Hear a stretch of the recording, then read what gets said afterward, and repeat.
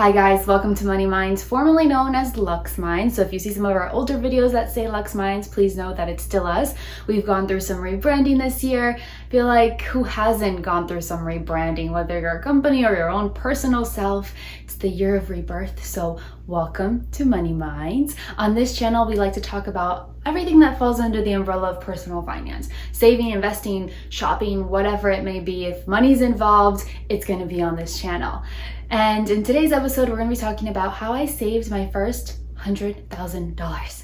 Everyone says that it's the hardest milestone to first hit, and then once you hit it, every milestone after that gets easier and easier. I can attest to this, so I want to share with you all some of the tips and tricks that I used to reach my first 100 and then a second and so forth. So let's get started.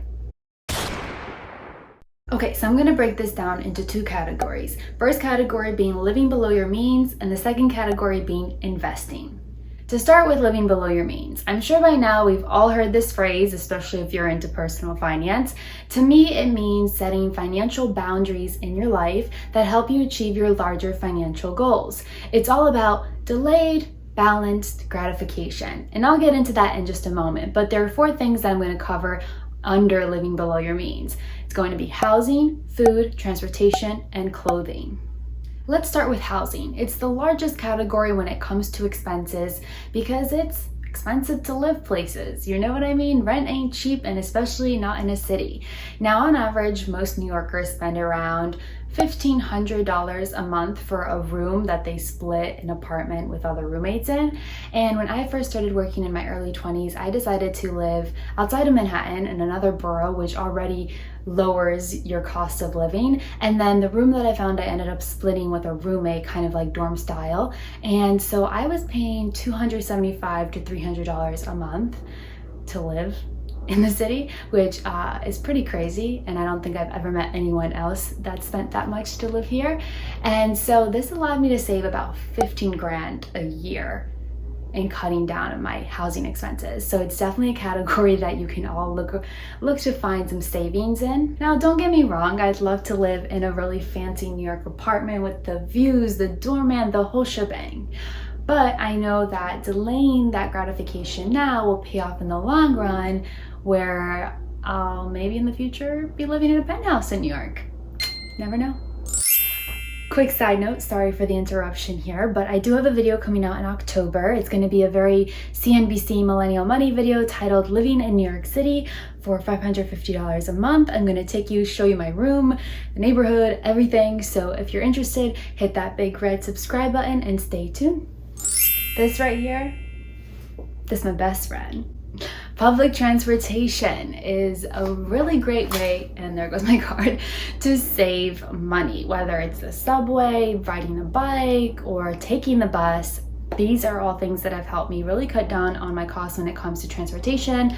I don't own a car in the city, not most people do, but it's been a great way to cut down. I know a lot of people that Uber everywhere, and I think spend like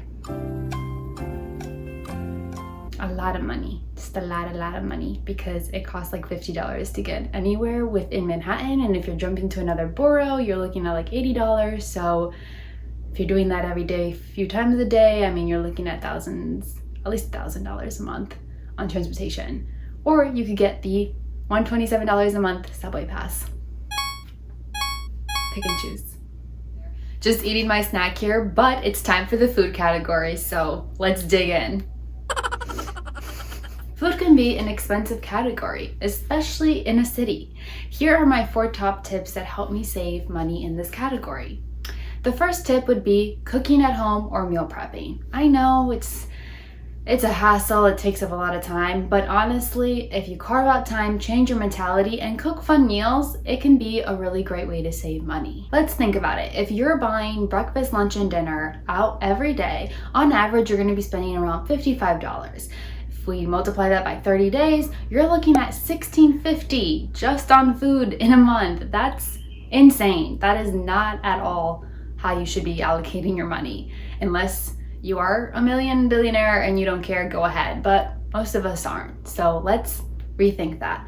If you spend instead on average $100 a week, then by the end of the year, you'll have saved around 15 grand just by adjusting the way that you spend your money when it comes to food.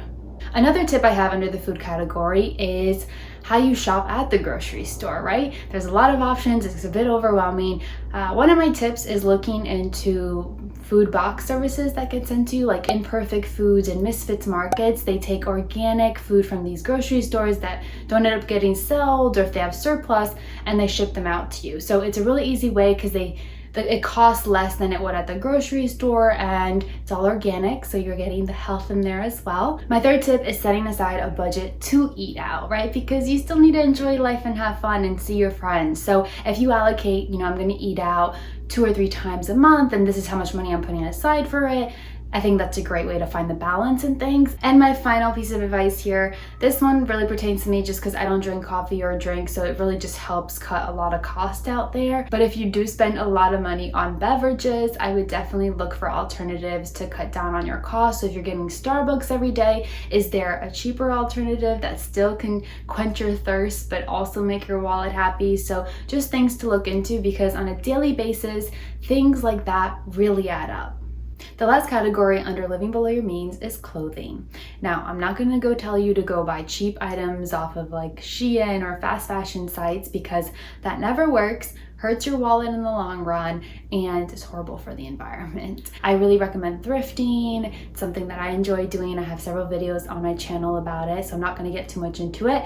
And then when it comes to investing in really solid pieces, I can give an example. So I love white shoes. It's my go-to for everything. Work, going out, a stroll, whatever it may be, I'm putting on my white sneakers and I'm headed out.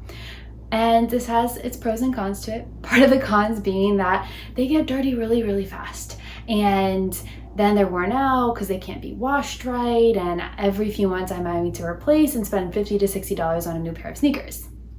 Until, I don't know if it's gonna come out on camera, shoes come in. So these sneakers, which I'm obsessed with, are from VIVAIA. Also today's sponsored. Yes, I know. For those that have watched me for a long time, I've never done a sponsored video before. I've been very against sponsors because I'm not here to try and just sell you guys things. It kind of goes against what my channel is about. So I really wanted to make sure that the company came with the right mission, and it was going to provide actual use and help for people to own this type of product. So the shoe is made from recycled water bottles, and it is machine washable. So that's why there is a dog barking. That is why I'm really excited about them, because after you wear them, or if you're wearing them for a week, you can just toss them into the washer, spin them around, and they'll be sparkly, clean, white again. So I'm a big fan.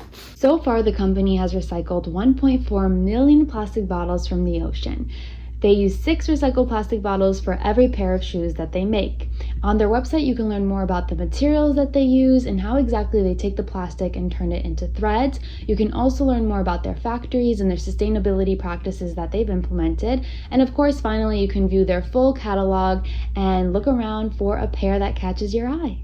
So they kind of look like Rothy's, if you guys have heard of that brand. It's the same material.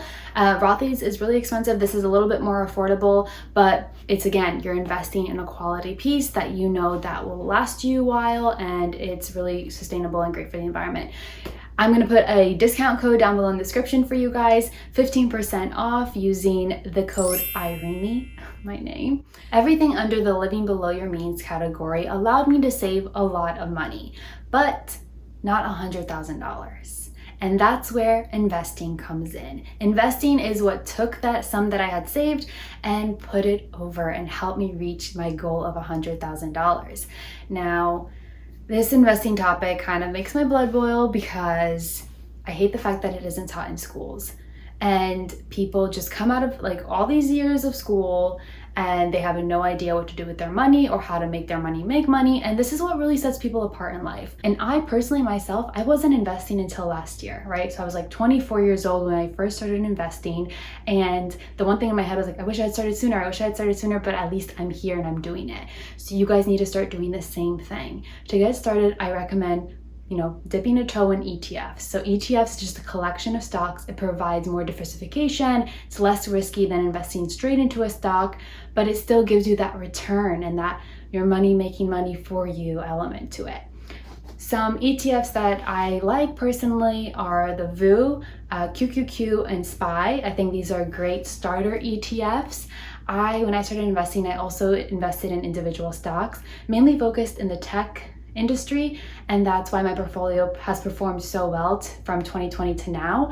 Since I started investing till now, my portfolio has almost tripled in value, which is insane because I did nothing but sit there and watch it grow. Next, I want to talk about retirement funds, right? Because that's still money. That's your money. So whether you have a 401k or a Roth IRA, you're putting money away. If your company's matching it, you better be putting in the same amount to get that match. Also, under investing, I'm going to put crypto. I know everyone has their opinions on it, but I don't think crypto is going away. I think it's only going to continue to grow and become more and more integrated into the world that we live in. So it's important that you educate yourself about it through YouTube videos or what other educational means you can find. And if you're willing to invest in it, definitely understand it before you invest in it. Don't invest in things you don't understand. It's number one rule when it comes to investing. Money is not about buying things. Money is about having choices, options, freedom. It's the ability to quit your job and not worry about how you're going to put food on the table because you've made smart financial decisions. You have a security blanket, you have your investments, and so you can make the decisions in life that bring you true happiness. Wait, hold on. One last thing before you go. I just want to say that you should be extremely proud of yourself because you're here watching this video, educating yourself, and figuring out how you can set yourself up for future financial success. And not many people are on YouTube doing that. So props to you. Until next time. Bye.